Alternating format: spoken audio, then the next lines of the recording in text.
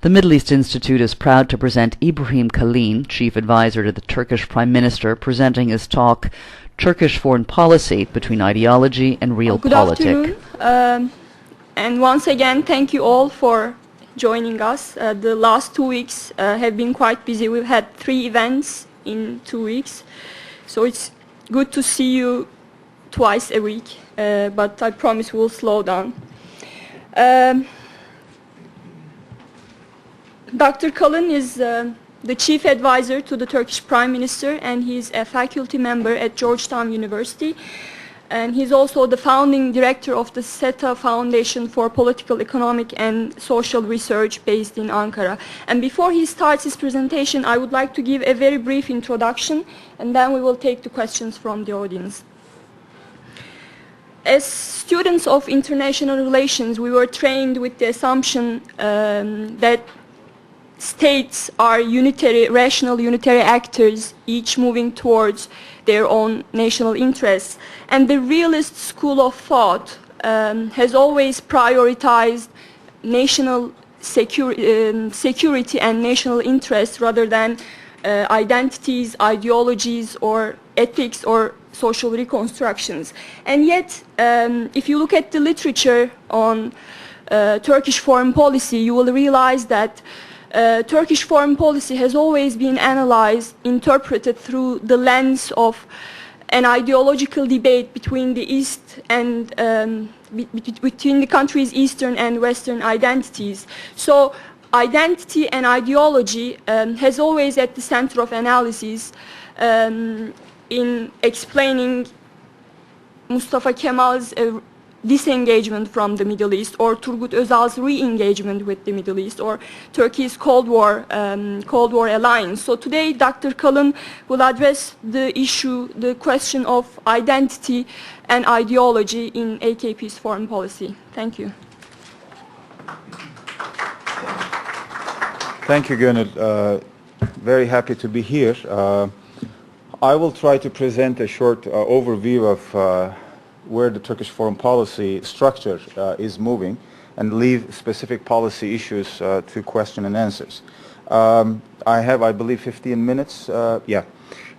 Before I start, I want to congratulate also Dr. Gönül Tol for starting the Turkish program here in the Middle East Institute, which has in a very short period of time made its presence felt, I believe, with all the programs that they've been running, and I wish them best of success in the future. The reason I chose this title, Turkish Foreign Policy Between Ideology and Realpolitik, has something to do with the fact that, first of all, as Dr. Gönül pointed out, there is a debate about Turkish foreign policy and its ideological inclinations, but we tend to usually either neglect or pay less attention to the political economic necessities that force Turkey to take some of the foreign policy positions that Turkey has been taking over the last 10 years or so. There is, in fact, a good relationship of complementarity between the two.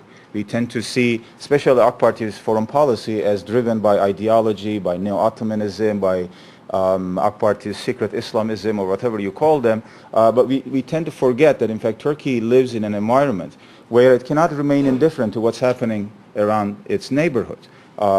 From energy issue to security, Turkey's own security problems, and its very, I think, sensitive geopolitical position.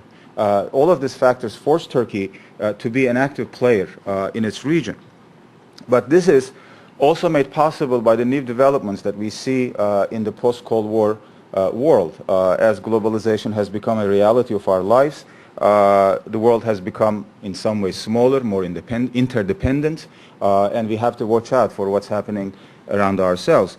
For Turkey to be a secure country with a growing economy, with a very dynamic population, Turkey has to play an active role in its environment. And this will bring us to the question of whether Turkey's main foreign policy axis is shifting from its traditional Western alliance to a more Middle Eastern or Islamic world orientation, and we will discuss some of these issues. But let me just try to outline for you the framework in which this new foreign policy outlook is taking shape.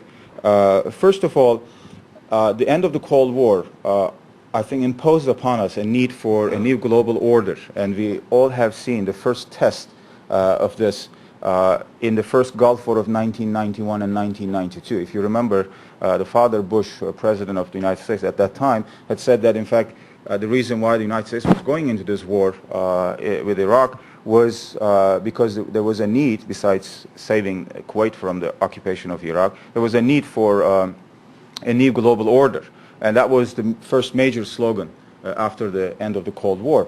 That new global order never came about. In fact, if you look at the Middle East, if you look at the Balkans, if you look at the Caucasus, Russia, Central Asia, and the rest of the world, China, Africa, and other places, we've been struggling with a new kind of global order in economic terms, in political terms, in social terms, NGO terms, and in other fields.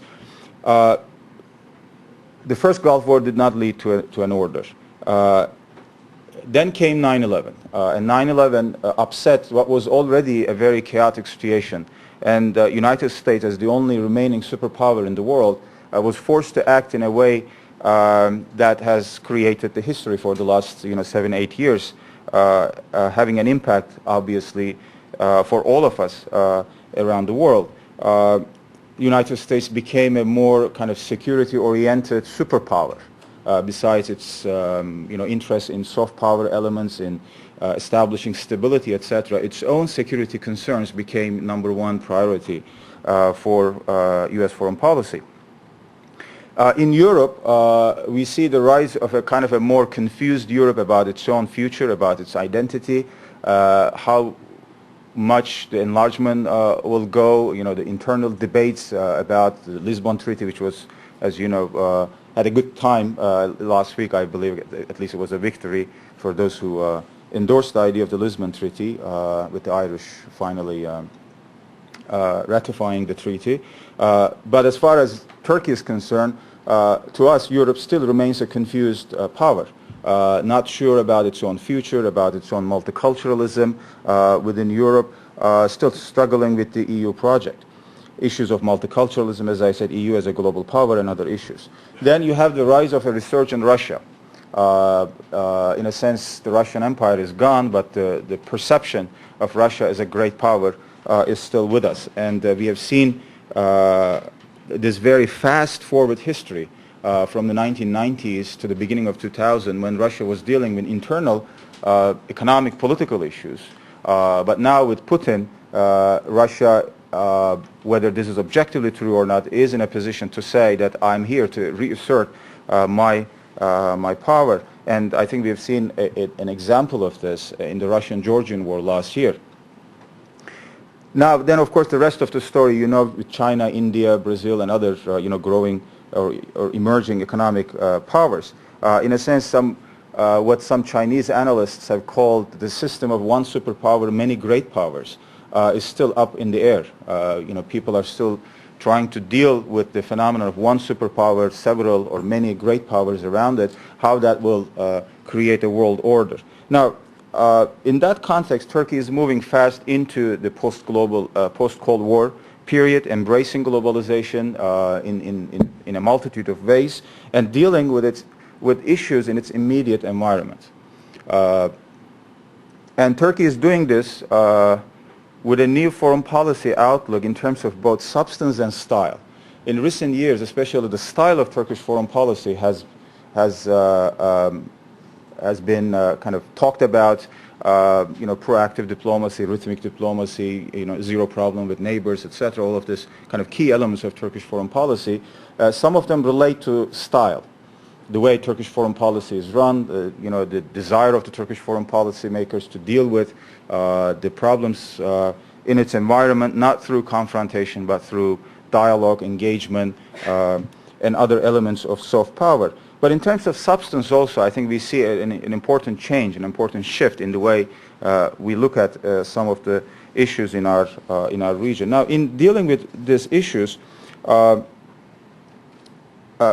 Turkey exercises power in a context which is determined by what I call two sets of issues, the variables and invariables of Turkish geopolitical position. What do I mean by the invariables? Turkey's history and geopolitical position are